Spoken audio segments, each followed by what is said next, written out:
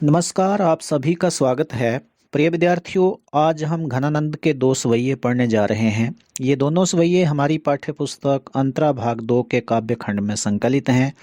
पहले सवैये में कवि ने अपने संयोग और वियोग की स्थितियों का तुलनात्मक रूप प्रस्तुत किया है, जबकि दूसरे सवैये में कवि ने अपनी प्रेमिका सुजान के विपरीत व्यवहार के प्रति एक उपलम्ब प्रस्तुत किया है। तो आइए हम पढ़ते हैं उनका ये पहला सवैया। तब तो छवि पीवत जीवत है, अब सोचन लोचन जात जरे, हित तोष के तोष सुप्राण पले, बिल लात महा दुख दोष भरे। घनानंद मीत सुजान बिना, सब ही सुख साज समाज टरे, तब हार पहार से लागत है, अब आनी के बीच पहार पड़े। आइए पहले शब्दों के अर्थ देखते हैं। छवि पीबत का अर्थ है सुजान के रूप सौंदर्य का पान करते हुए। छवि पीना का अर्थ है सौंदर्य का मुखमंडल का रूप निहारना, उसका पान करना। जीवत है, जीवित रहते थे। अब सोचन लोचन जात जरे। सोचन का है सोच का अर्थ है दुख पीड़ा। लोचन का अर्थ है आंखें। जात जरे, जलती जा रही हैं। तो पहली पंक्ति जो है आंखों के बारे में है। दूसरा है हित तोष के तोष सु प्राण पले। अब प्राणों की बात। हित तोष का अर्थ है प्रियतमा और तोष का अर्थ है आनंद। प्राण पले, प्राण पलते थे। बिललात महा दुख दोष भरे। बिललात में व्याकुल हो रहे हैं, तड़फ रहे हैं। महादुख, बहुत ज़्यादा दुख से व्यथित होकर, दोष भरे। घनानंद कवि का नाम आ गया। मीत सुजान बिना। मीत का है मित्र, प्रियतम। सुजान प्रेमिका का नाम है। घनानंद की प्रेमिका सुजान के बिना सब ही सुख साज समाज टरे। सब तरह के सुख, साज सजावट, सौंदर्य और समाज टरे में टल गया है, हट गया है, दूर हो गया है। तब हार पहाड़ से लागत है। तब की स्थिति है जब संयोग का समय था। हार पहाड़ से लागत है। हार गले में पहना जाने वाला हार, और पहाड़ का अर्थ है पहाड़ जैसे लगते थे। और अब जो वियोग की स्थिति है, आनी के बीच पहाड़ पड़े। आनी के बिन आकर के बीच, हम दोनों के बीच पहाड़ पड़े, पहाड़ ही आ पड़े हैं। तो ये कौन से पहाड़ हैं? दूरियों के पहाड़ जो है बीच में पड़े हुए हैं। तो आइए हम इसकी थोड़ी व्याख्या देख लेते हैं। जैसा मैंने कहा था कि इस छंद में कवि ने अपने संयोग और वियोग स्थितियों की तुलनात्मक स्थिति को चित्रित किया है। तो एक समय जो है संयोग का था और एक समय अब वियोग का है। तो जो संयोग का समय था वो तब से कवि ने व्यक्त किया है, और जो वियोग का समय है उसे अब से कहा है। तो तुलनात्मक स्थिति प्रस्तुत करते हुए घनानंद कहते हैं कि एक संयोग का वह समय था जब मेरी ये आंखें सुजान के रूप सौंदर्य का पान करके जीवित होती थी, आनंद मनाती थी, जीवित रहती थी। अब वही आंखें जब वियोग की स्थिति है, सुजान पास नहीं है, तो ये आंखें उसके बारे में सोच सोच कर व्यथित होकर, इन आंखें जो हैं इनमें एक जलन बनी रहती है, ये जलती रहती हैं, दुखी होती रहती हैं। इसी तरह से मेरे प्राणों की स्थिति है। एक समय था जब सुजान साथ हुआ करती थी, तो उसके आनंद में ही मेरे प्राणों को आनंद मिला करता था। लेकिन आज मेरे प्राण उसके वियोग में, उसके दुख में बुरी तरह से व्याकुल हो गए हैं। घनानंद जी कहते हैं कि मेरी स्थिति सुजान के बिना ऐसी दयनीय हो गई है कि उससे दूर होते ही मेरे जीवन में सुख, सौंदर्य और समाज का कोई भी, समाज का अर्थ है समूह, कोई भी व्यक्ति जो है उसका साथ मेरे पास नहीं रहा है।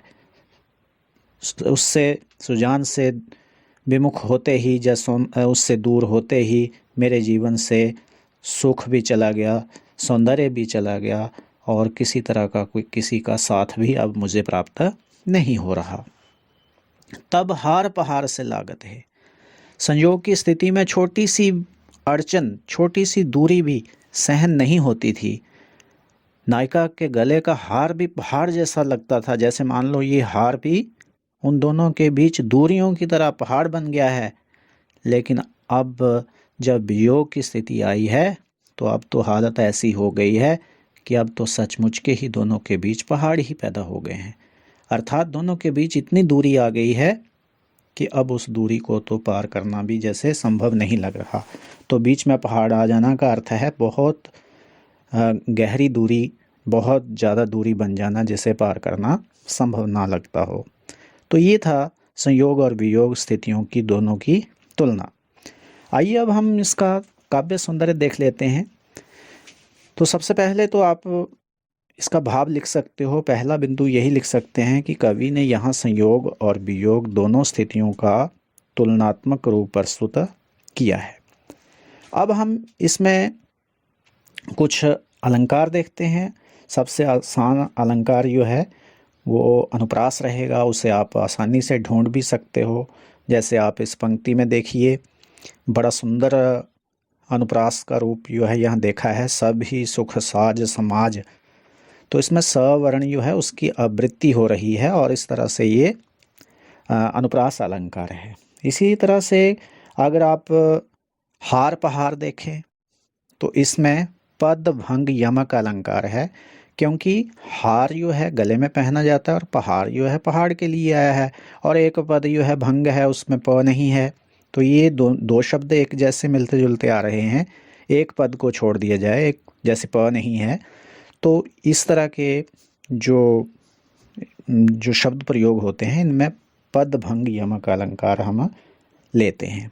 इसी तरह से अगर इसी को दोबारा से देख लें, हार पहाड़ से, कि हार पहाड़ की तरह लगते थे, तब जो है ये उपमा अलंकार भी बन जाता है। तो इस तरह से हमने देखा इस सवैये में कवि ने अनुप्रास, उपमा और यमक अलंकार जो है उसका प्रयोग किया है। अब जहाँ तक बात रस की करें तो आप सीधा लिख सकते हो ये श्रृंगार रस का प्रयोग इस सवैये में हुआ है। और छंद जो है ये सवैया छंद है, इस सवैया छंद का कवि ने यहाँ प्रयोग किया है। और फिर अब भाषा की बात करो तो आप लिख सकते हो कि इसकी भाषा ब्रज है। आइए हम दूसरा सवैया पढ़ते हैं।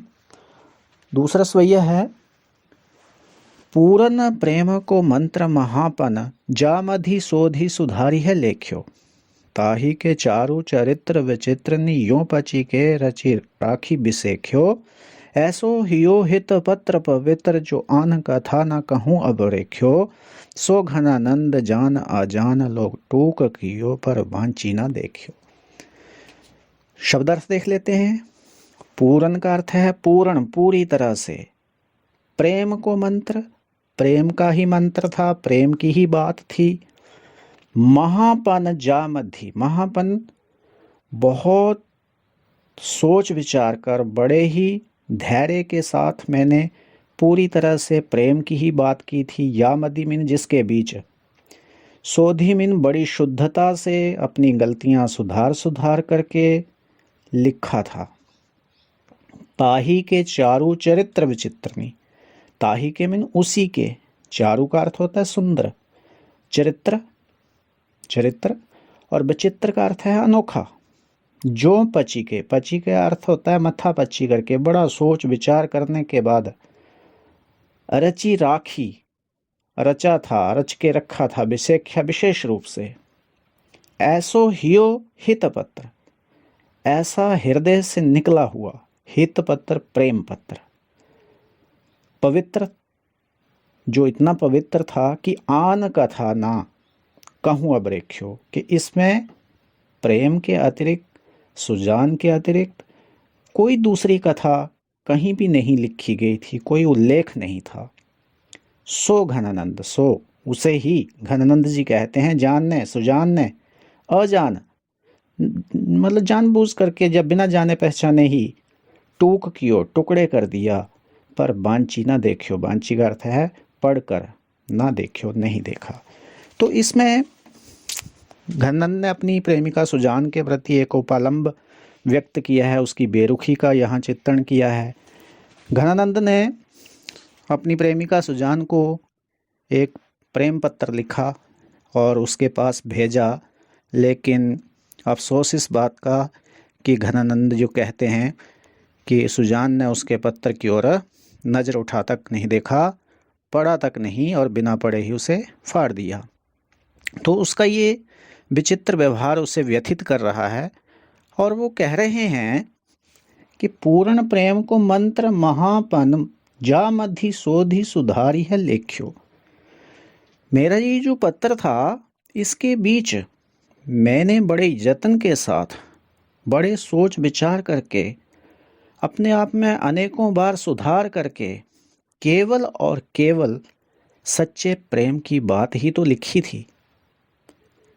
तो इस प्रेम पत्र में क्या लिखा था? बड़े ही सोच विचार करके हृदय से निकले हुए उस प्रेम भाव का चित्रण ही तो किया था। ताही के चारु चरित्र विचित्रनी।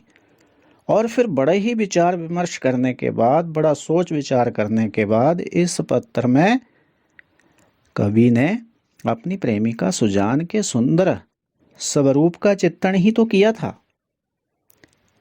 ऐसो ह्यो हित पत्र पवित्र, हृदय से निकला हुआ एक एक भाव जो पवित्र था, उस पवित्र भाव से भरा हुआ ये मेरा प्रेम पत्र जो है, इसमें मैंने इन दो चीज़ों के अतिरिक्त तो कुछ लिखा ही नहीं था।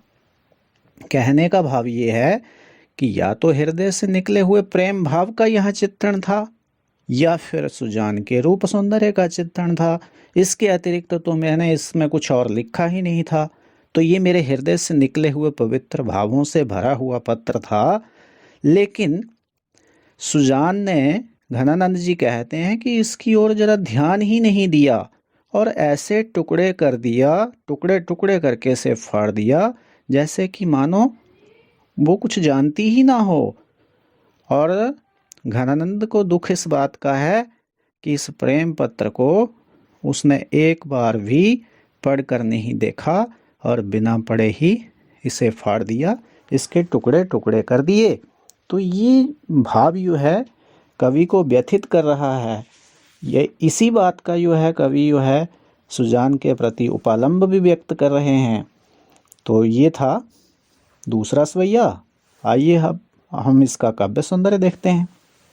तो सबसे पहले तो आप यही लिख सकते हो कि इस छंद में कवि ने अपनी प्रेमिका सुजान की निष्ठुरता का यथार्थ चित्रण किया है। दूसरा, कवि ने अपने निश्चल हृदय और प्रेम की पवित्रता का यहाँ चित्रण किया है। तीसरा, इसमें हम कोई अलंकार देख सकते हैं। अनुप्रास देखिए आप। अनुप्रास में मंत्र महा शोधी सुधारी, ये जो हैं यहाँ अनुप्रास है। इसी तरह से यदि अगर हम इसमें रस की बात करें तो ये भी योग श्रृंगार का यहाँ प्रयोग हुआ है। छंद जो है स्वैया छंद का प्रयोग हुआ है और इस छंद की जो भाषा है वो ब्रज भाषा है। तो ये थे हमारे घनानंद द्वारा रचित दो स्वैये। मैं आशा करता हूँ कि ये दोनों स्वैये आपको समझ आए होंगे और परीक्षा की दृष्टि से आपके लिए उपयोगी सिद्ध होंगे। ऐसी शुभकामना के साथ आप सभी का बहुत बहुत धन्यवाद।